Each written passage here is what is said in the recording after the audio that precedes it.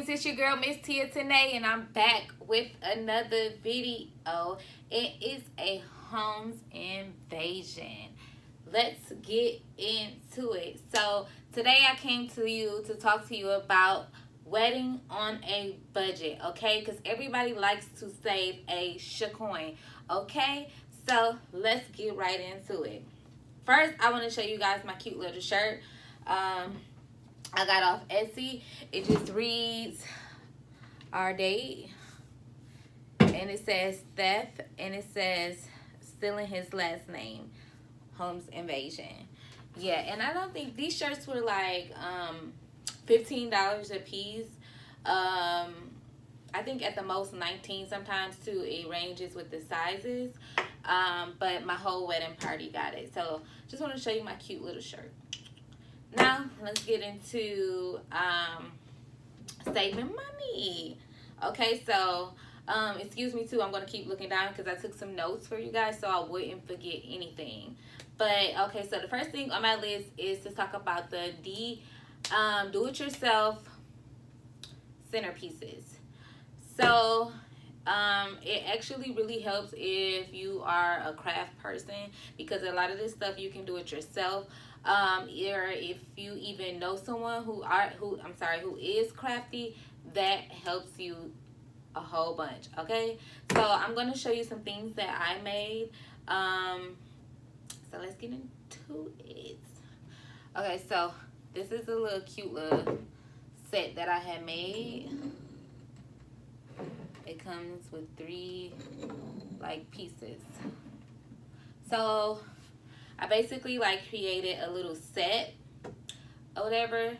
So this stuff is all from your local Dollar Tree, okay? Yes, I said it, your dollar store, okay? So I say like this vase here, this wrap is like $1 or $2, but it's like a big roll. So I actually use this this roll on all 3 of these pieces and still had a bunch left over. So this isn't even, I'm not even gonna say this is $1 onto here. These flowers came in bunches, and I just picked 2 off and put them in here, and I have some like little cute marbles. So I say this this whole little piece probably will run you about $2 to $3. So this piece here is actually a flower ball on top, which I mixed 2 different flowers, and those flowers also comes in bunches as well. And this is actually this piece here is actually a replica of what I just showed you. So that's about your $3. And I say here's about, I used about 3 bunches and 1 bunch of the purple. So that's about $4. And then the flower ball is $1. So that's 5, about 8. And then these are actually candle holders. I just have one sitting upright and one sitting upside, and had the rhinestone surrounding the edges. So this probably run you about a good $10. Then this piece here is just the replica. So like we said, this is like the $3. And then this is just the actual candle holders that are right on top, and that's $4. Okay, so this here run you about $17 for a whole set. Super cute, right? Like, don't be afraid to like try things and do it yourself stuff. Yeah, and I really like how that turned out. And it's very cost saving. So yeah, get into it. So the next one I want to show you is actually I got all of its pieces from Amazon. And so I don't know if you guys can really see, so I'll put it like down here. But so this gold tree, actually let's put it here so you guys can see. But this gold tree, it actually comes in like several different colors. So you can get whatever color you like silver, purple, red, yellow, green. They had like all of them. It actually came with these little chandelier pieces, so that was a bonus. But I did add the lights because I do like to create an ambiance in a setting like that. And then too, I use the same, like you can get these from the dollar store, these flowers. They come in bunches, and take them off, and I just stick them like in different little places onto the branches. This tree ran me about $25 to $30, and the lights actually came in a bundle with like I say probably like 10 pack, and that was like $5, and the bunches of flower was like $2. So what's that? I say that's altogether this centerpiece probably will be probably like $30. So yeah, so that's enough about centerpieces. I'm sure there's plenty more ideas and plenty more things you can try and things you can do. Do not be afraid to use your creativity or anything to save you $1, hunty. Okay, so let's get into proposals. No, I'm done talking about mine, you guys. I'm talking about groomsmen and bridesmaids proposals, right? Because that is such a little popular thing right now. So with my girls, I did like scratch offs, and I got those off of Etsy, and I believe they ran me about $5 a piece. I will insert a picture below or somewhere on the screen, and it basically was just a card, and it read, "Will you be my bridesmaids, man, honor," whatever the position was. And when they scratched off the heart, they said, "Would you be my bridesmaid," or the position, and it said their name. Wait, I'm sorry, how did it go? It was something like that, where like it had, "Ashley, would you be my," and then you scratch it off and it says bridesmaid, so your position was under the heart. I believe that's how that went. I forgot, but I'll insert a picture below. And then for the groomsmen proposals, I actually handmade those, and I got all of that stuff from your local dollar store. Again, Dollar Tree. I'm telling you, Dollar Tree is your best friend when you're doing DIYs. Like, they are your best friend. So I basically got like this gift box thing, and put a little suit on it, and in the inside I printed off the proposal text and bought cigars, put a ribbon around it. Well, it wasn't really a ribbon, it was like string, and that was the proposal. I'll also put a picture and a video of those proposals in here as well. And that ran me about, theirs was actually a little more costly than the girls, because of the cigars. Cigars are really expensive, so I think the cigars for about 9 or 10 was like $50. But the actual proposal box itself was, I say, probably like $2 or $3 a piece. So it really actually was not that bad. So yeah. Now let's move on to having a handy dandy notebook. Yes, like the Blues Clues, whatever you want to say. A handy dandy notebook will be your best friend when planning a wedding, because it keeps you organized, it keeps you on track, and it doesn't allow you to forget anything. Also, I had,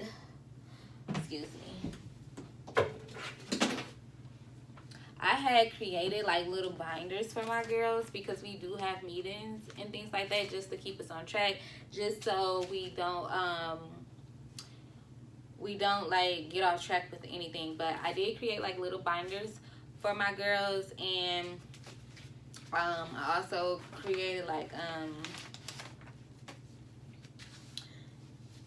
you can do all this stuff like on Word and stuff like that. I don't want to give y'all too much details, But it's just like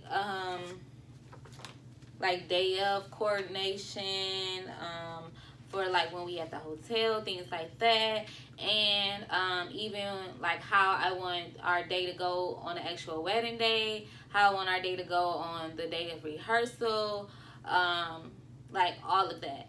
And to also inform them on any trips I want them to go on, anything that I would like them to purchase. Like I wanted them to be totally informed, and it also allows them to save, because let's be honest, people just don't have money like laying around. So being prepared is like the best. Okay, so yeah, have a notebook, and don't be afraid to turn that notebook into a scrapbook. Cut out any pictures, magazines, online, anything, and paste it or tape it into your book, and just come up with different ideas and things. Also, Pinterest is very good for that too, with creating like your little scrapbook. So don't be afraid to use these apps. They will be your best friend. Okay. So, so next on the list is research, research, research. Researching venues, companies, like do your research, because this will allow you to get the best price and the best customer service and the best companies. Like all this stuff really matters, because you're putting your whole wedding into someone else's hands. So make sure you do your research. It is so important. It is so important. The next on the list is getting a wedding planning app. Now, I decided to go with the Knot. I don't really know the difference between the Knot and Zola and any other app that's out there, but I'm pretty sure they all work just fine. But on the Knot, I know for sure that it gives you a list, and it gives you a timeline and months and dates of when you should have certain stuff done, and this totally helped me out. Although I'm already a well-organized person, but this like put the icing on the cake. So I recommend you guys do the same thing. Also, these apps allow you to create a wedding website, and you can do your RSVPs on there. You can do your announcements on there. You can do whatever you want on there, and you can personalize it with pictures and any messages or anything you have to your wedding guests and your wedding party. Yeah. So the next on the list is decide seating ahead of time. So seating can be very important if you're dealing with a large party. If you're having a small wedding, I think having free seating is okay, because it's not that many people. I mean, it's not a big deal. But having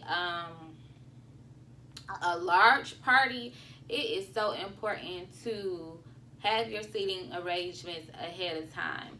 Do not allow your guests to come and just like, it's just gonna turn into chaos. So make sure you decide your seating ahead of time, and you can either do like assigned seating, like put names by each seat or however you want to do it, or you can do assigned table where they say, okay, you sit at table 7 and you have free seating at table 7. So yeah, if you have a large party, I recommend that you do your seating arrangement ahead of time. So next on my list is come up with a savings plan. Okay, so a good way to help with a savings plan is jot down from most important to least important, the items that you guys need for your wedding. So, and I think you should pay according to most important to less important. Also, include in those dates where you have to have things paid by, and you can arrange it that way as well. What needs to be paid first and what's most important, and pay them off that way. So yeah, just create a savings plan and that will have you, well, that will help you to pay off things accordingly and do not have you in debt. You do not want to be newlyweds in debt, right? Right. Okay, so moving right along. Find local small businesses.